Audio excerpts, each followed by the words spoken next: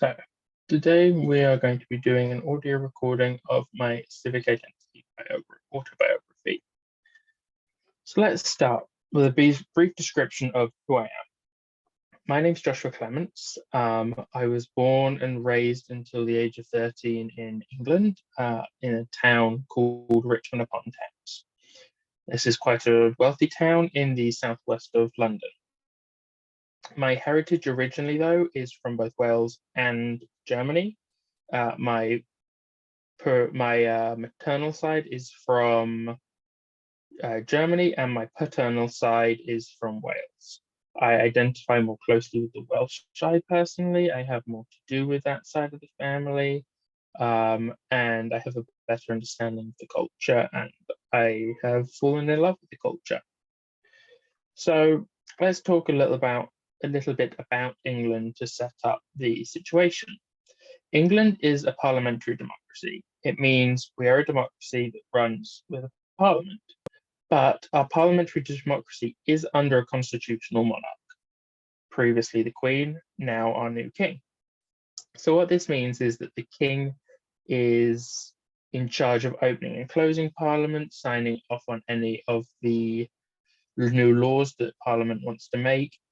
In England, more so, it is very much a ceremonial position, I would say now. He does still have a substantial amount of power to deny laws that he doesn't agree with, but I feel if he were to take that, there would be many issues brought up in the UK, and it would be better if he was just to keep power, probably just to go with what the democracy of Parliament says. Now, contextually, we were an empire at one point. We're now an ex-empire. Thus, we do now have the Commonwealth, which is a group of countries that were once part of the empire that recognize England's monarch as a figurehead. Australia is part of this, Canada is part of the Commonwealth, and so are many other countries, but not all countries that were once part of the empire still wish to stay related in any way, so not all of them are part of the Commonwealth.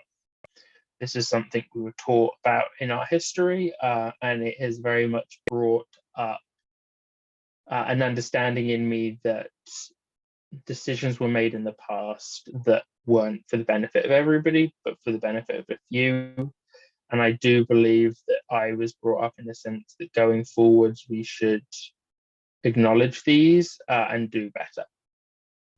So, what are some of the elements that I associate with my civil identity? Words are not my friend today.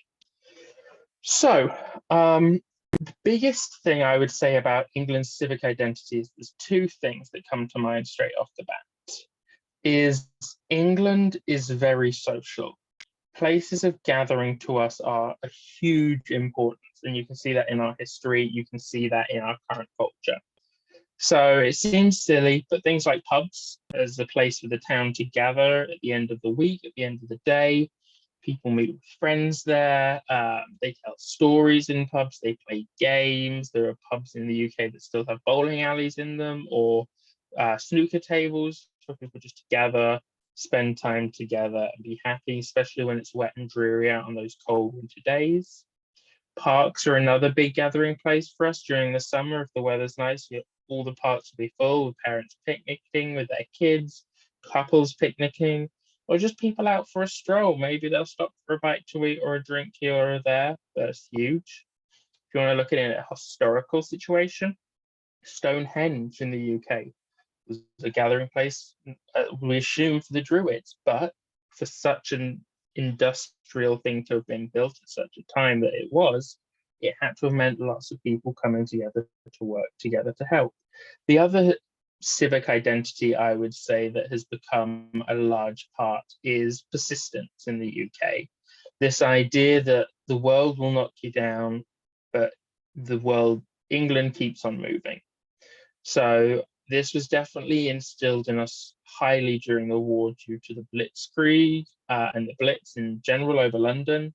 This idea of the Germans attacking, completely destroying everything we built, and us just having to continue the war effort, having to keep pushing forwards. And I actually have a quote from Winston Churchill, who was obviously the Prime Minister during the time of World War II, who was also an army officer and a writer. The quote I have from him that represents this is, "The maxim of the British people is business as usual." So no matter what happens, it's business as usual. We just keep going. And I think this is important, like I say, because it does perfectly demonstrate the English psyche. So English obviously is our primary language. And obviously there are many England has very much become a smelting pot now of lots of different traditions and lots of different cultures. We have a large East Indian population, and when I was growing up, it was lovely because you could go and get such a variety of cultural foods, cultural experiences, all from such a small area. This again comes from the history of the ex-empire of gathering lots of things and bringing them to one location. So a bit more, obviously I grew up in Southwest London. I then moved to Southern Canada, Toronto. These have both had profound effects on who I am and my civic identity. Obviously, Southwest London is a slightly more high-end living area, and then moving to Southern Canada and moving to North Toronto, it was much more countryside, much more fields, and I love them both for different reasons. And I will explain, further when I get into my civic identity about how those worked. Some other things I thought I would share about my civic identity is obviously some of the symbols. Obviously, I have the Welsh flag with St. George's Dragon on it. This is very important to me, obviously, with my heritage being Welsh. The Welsh language is an incredibly beautiful but incredibly confusing language, in my opinion. I only happen to know one phrase in it, and that is and that means that's disgusting, you dirty little pig. And that is because that is what my grandmother shouted at me many times as a child growing up. But there are so many small words that have been incorporated into my everyday language that I use. So I think that's very important to recognize. I also think it's important to recognize that the United Kingdom is a conglomerate of 4 different nations, Britain itself being 3. And I think this again links back to why we have such a significance on gathering places, because we are such a variety of people working together. And I think a small island like Britain will do that. It will force everybody there to work together in some fashion. So I do have a poem that I wish to share. And again, this links back to the civic identity and the idea of business as usual. And basically, it is a poem by, William Blake, and it is called Jerusalem.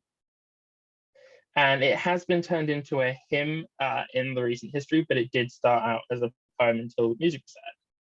The small verse I want to take from it is the final verse. And it says, "I will not cease from mental fight, nor shall my sword sleep in my hand, till we have built Jerusalem in England's green and pleasant land."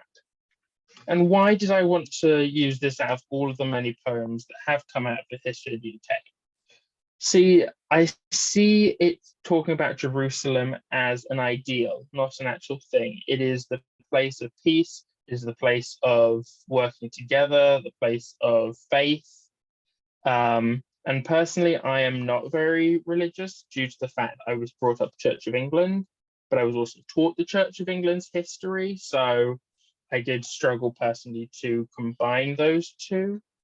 But I still believe that England is a very faithful land, of many faiths, though, not just one. So I think that this idea that we will continue to fight until this idea of peace and prosperity is brought to the shores of England is very important. I'm talking a lot about England, but I feel that is important because that is my foothold. That is where I need to explain to you where I'm from before I can explain where I'm at. So now let's talk about my civic engagement back home in the UK. And I say home, I don't mean home. This is Canada has become my home, but slip of the tongue. When I was there, I volunteered a lot. I was part of the Scouts organization. I was always helping out at fetes, at different events, ceremonies, and it's where I grew up. To this day, I still do I do still debate politics with friends in the UK. I still stay very active in understanding the policies that are being created there and sharing my part. If I am able to vote on certain policies, I will, but being in Canada, there is a limitation on how that is done, such as Brexit. I was not allowed to vote since I was out of country. And now let's shift over more to Canada and some people rather than the place. So currently I'm in Canada. My civic identity or my civic engagement here would be that I vote here. I live here. I've transitioned my volunteering to here, and I now teach here. So all of these things to me are how am I engaging in my community? How am I helping the future of the country? That especially comes down to teaching and volunteering. And why do I say that I feel that teaching is part of my civic identity? Well, as I'm going to talk about in a minute, teachers were vital to my civic identity. So I recognize that as a teacher myself, I'm very likely going to be vital to many other students. So how did these teachers become vital to my civic identity? Well, there were two kinds of teachers that really hit it home for me. And these were my religious education teachers and my history teachers. And you might think that that is an oddity to choose, but my religious education teachers really, really pushed forward the ideas that we're all human, but that we all have different beliefs, and that there's nothing wrong with that. And they taught me those beliefs of others, and they showed me their stories, and they showed me their culture. They took me to places to visit, and they took me to places to experience this culture. And this to me was such a huge part of my identity that I understood people, I could connect with people, I could share people's enthusiasm and holidays with them through my respect and through my understanding. History had the same impact. It taught me where I came from, it taught me the wrongs that had been done and what I needed to do to correct those wrongs. Or it gave me a path to recognize what I could do to change those wrongs. Who else affected my civic identity? Well, obviously politicians, they kind of set the precedents for where I was at in life, what I was allowed to do, how I was doing it, how I was taught it, those kind of things. But again, one of my favorite things was history. And I loved World War II, and I loved the powerful speeches of Churchill, which is one of the reasons I decided to include a quote from him. So why did he have such a profound effect on me? Because in my opinion, he wasn't like a modern politician. He was a man who had lived through the war and was back at it, but this time in charge. And so he was trying to really be a politician of the people. So that being in power, but still keeping your base humanity, your everyday person thoughts and ways of doing things really structured how I lived my life. Obviously, my parents were a huge part of my civic identity. They encouraged me into the Scouts organization. My father was also joined, and they supported me while I was in there. They taught me right from wrong. They helped me transition from England to Canada as they transitioned with me. They included me in the process of the move and asked if I wanted to do it and if I was comfortable, if there was questions, what my thoughts and fears were. So all of this inclusion really helped me to understand that I have a duty to my family to say my mind and to be a part of decisions. And thus, as I grew up and understood more, that turned to my community and to my country. Scout leaders as well were a huge thing for me. The Scouts organization is partially a religious organization in one sense, but it doesn't have to be. It's also very community based. This set up a huge part of my life, as I have been a part of the Scouts organization as a member, but I also have been a leader in the organization for many years now, and supporting students as they discover themselves and helping them discover their identity in the community has been an honor and a privilege. If you were to ask me some of the things that have impacted my life and my civic identity the most, though, I would have to go back to my formative years. I grew up in a low-income area. That's where my house was. But the rest of my family and where I spent most of my time was middle to upper class. So when I went to school near my house. This was in a very low-income school. And I had some great friends there. I had some great experiences. But due to some issues of bullying, I ended up actually transitioning to a school further away from home, but where my mum worked. And so I ended up transitioning into a very high income school.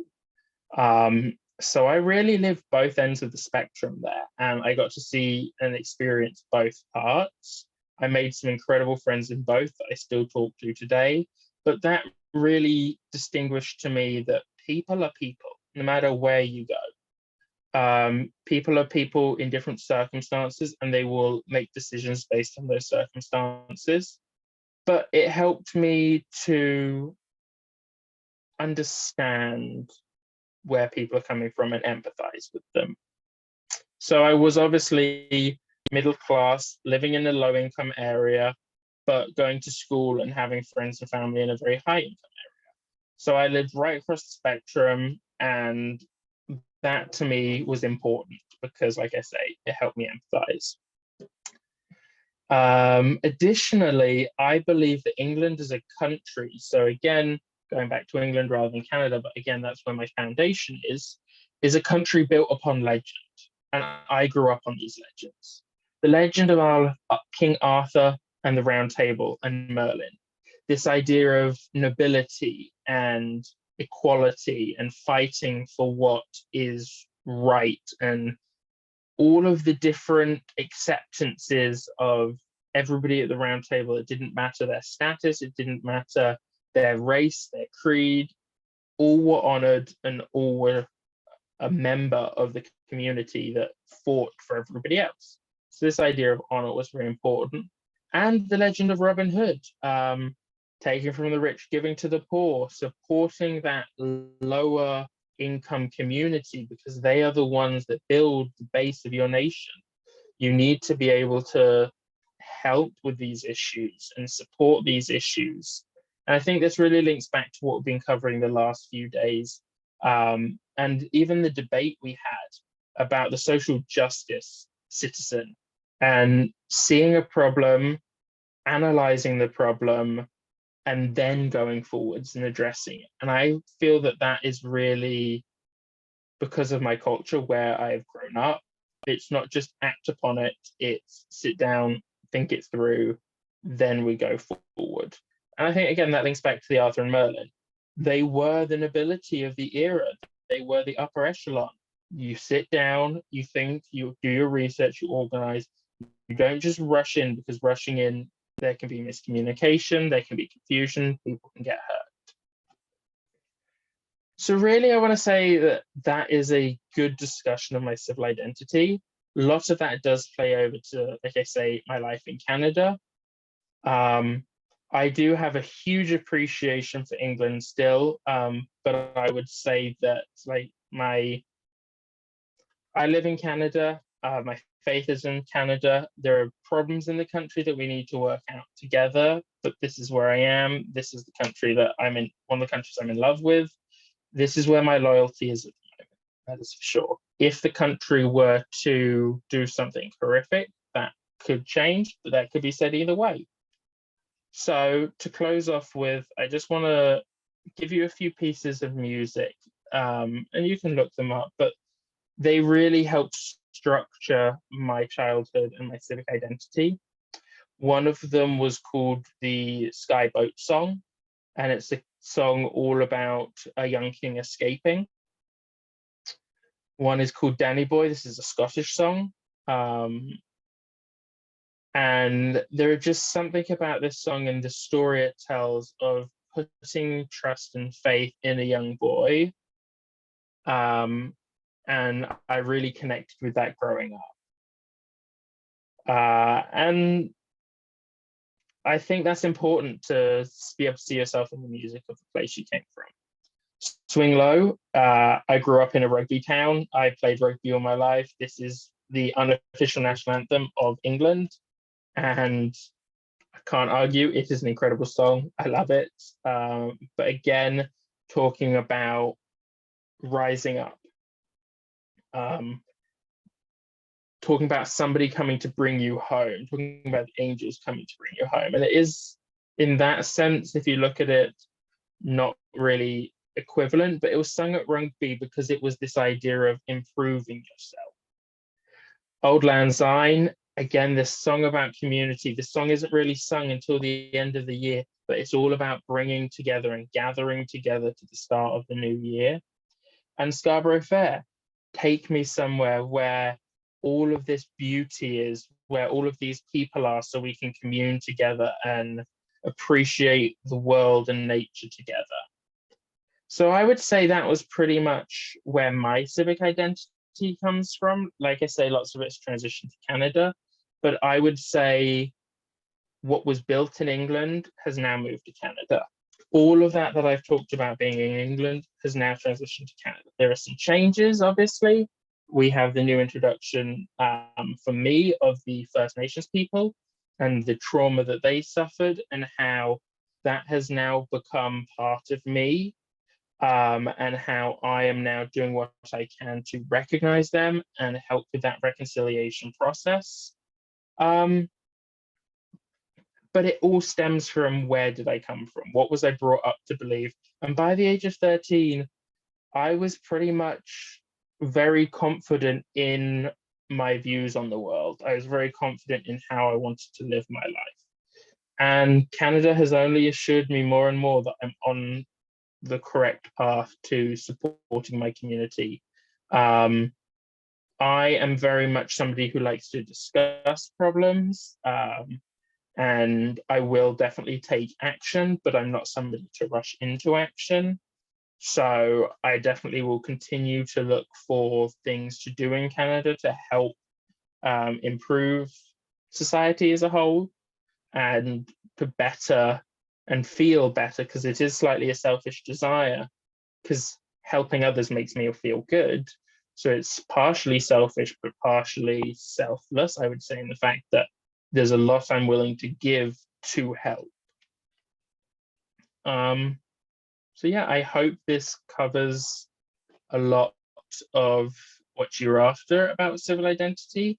I hope that even though I've talked a lot about England, you can see and you understand, being an immigrant yourself, the transition to how I've adapted my beliefs and understandings to my life in Canada. And if you have any questions, I would be happy to discuss them with you, go through them with you. If there's anything you feel like I should add to this, I'd be happy to hear. Thank you.